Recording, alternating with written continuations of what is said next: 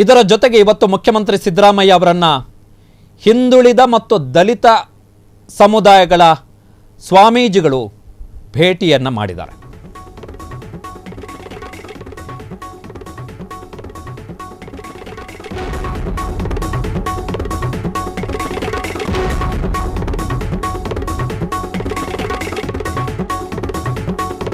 ಹಿಂದುಳಿದ ಮತ್ತು ದಲಿತ ಮಠಾಧೀಶರ ಒಕ್ಕೂಟ, ವೆರಿ ಇಂಪಾರ್ಟೆಂಟ್, ಹಿಂದುಳಿದ ಮತ್ತು ದಲಿತ ಮಠಾಧೀಶರ ಒಕ್ಕೂಟ ಇವತ್ತು ಮುಖ್ಯಮಂತ್ರಿ ಸಿದ್ದರಾಮಯ್ಯನವರನ್ನ ಬೆಂಗಳೂರಲ್ಲಿ ಭೇಟಿ ಆಯಿತು. ಜೊತೆಗೆ ಕೆಲವು ಪ್ರಮುಖ ಬೇಡಿಕೆಗಳನ್ನು ಮುಖ್ಯಮಂತ್ರಿ ಸಿದ್ದರಾಮಯ್ಯನವರ ಮುಂದೆ ಇಟ್ಟಿದ್ದಾರೆ. ಒಂದು, ಹಿಂದುಳಿದ ಮತ್ತು ದಲಿತ ಮಠಾಧೀಶರ ಮಠಗಳ ಮತ್ತು ಸಂಘ ಮತ್ತು ಟ್ರಸ್ಟ್ಗಳಿಗೆ ಶಿಕ್ಷಣ ಸಂಸ್ಥೆ ಮತ್ತು ಸಮುದಾಯ ಭವನಗಳ ನಿರ್ಮಾಣಕ್ಕಾಗಿ ಮತ್ತು ಅವುಗಳ ಸಮಗ್ರ ಅಭಿವೃದ್ಧಿಗಾಗಿ ಮುಂದುವರೆದ ಕಾಮಗಾರಿಗಳಿಗಾಗಿ ತಲಾ 10 ಕೋಟಿ ರೂಪಾಯಿಯನ್ನ ಕೊಡಬೇಕು ಅಂತೇಳಿ ಹಿಂದುಳಿದ ಮತ್ತು ದಲಿತ ಮಠಾಧೀಶರ ಒಕ್ಕೂಟ ಮುಖ್ಯಮಂತ್ರಿ ಸಿದ್ದರಾಮಯ್ಯನವರಿಗೆ ಮನವಿಯನ್ನ ಮಾಡಿದೆ. ಅದರಲ್ಲಿ ಸುಮಾರು 17 ಮಠಗಳ ಒಕ್ಕೂಟ ಇರುವಂಥದ್ದು. ಇದರ ಜೊತೆಗೆ ಇನ್ನೊಂದು ಪ್ರಮುಖ ಬೇಡಿಕೆಯನ್ನು ಇಟ್ಟಿದ್ದಾರೆ. ಏನು ಅಂತ ಹೇಳಿದ್ರೆ,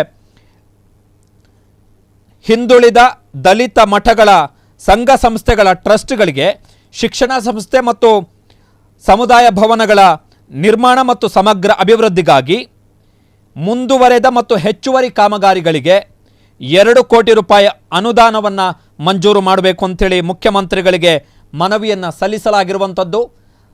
ಹಿಂದುಳಿದ ಮತ್ತು ದಲಿತ ಒಕ್ಕೂಟ, ಹಿಂದುಳಿದ ಮತ್ತು ದಲಿತ ಒಕ್ಕೂಟ ಸುಮಾರು 35 ಟ್ರಸ್ಟುಗಳ ಕಡೆಯಿಂದ ಈ ಮನವಿ ಸಲ್ಲಿಕೆಯಾಗಿದೆ. ಮುಖ್ಯಮಂತ್ರಿಗಳಿಗೆ 3ನೆಯ ಮನವಿಯನ್ನು ಸಲ್ಲಿಕೆ ಮಾಡಲಾಗಿದೆ. ಅದೇನು ಅಂತ ಹೇಳಿದ್ರೆ, ಚಿತ್ರದುರ್ಗ ಜಿಲ್ಲೆಯಲ್ಲಿ ನಿರ್ಮಾಣ ಆಗ್ತಿರುವಂತಹ ಗುರುಕುಲಕ್ಕೆ 25 ಕೋಟಿ ರೂಪಾಯಿಯಷ್ಟು ಮೊತ್ತದ ಅನುದಾನವನ್ನು ಬಿಡುಗಡೆ ಮಾಡಬೇಕು ಅಂಥೇಳಿ ಮನವಿಯನ್ನು ಮಾಡಲಾಗಿರುವಂಥದ್ದು. ಉನ್ನತ ಶಿಕ್ಷಣಕ್ಕೋಸ್ಕರ IAS KS ತರಬೇತಿ ಕೇಂದ್ರವನ್ನು ಪ್ರಾರಂಭಿಸಲಿಕ್ಕೆ ಹಿಂದುಳಿದ ಮತ್ತು ದಲಿತ ಮಠಗಳ ಒಕ್ಕೂಟ ತೀರ್ಮಾನವನ್ನು ಕೈಗೊಂಡಿರೋದ್ರಿಂದಾಗಿ ಆ ಗುರುಕುಲಕ್ಕೆ 25 ಕೋಟಿ ರೂಪಾಯಿಯನ್ನು ಕೊಡಬೇಕು ಅಂತೇಳಿ ಮನವಿಯನ್ನು ಮಾಡಲಾಗಿದೆ.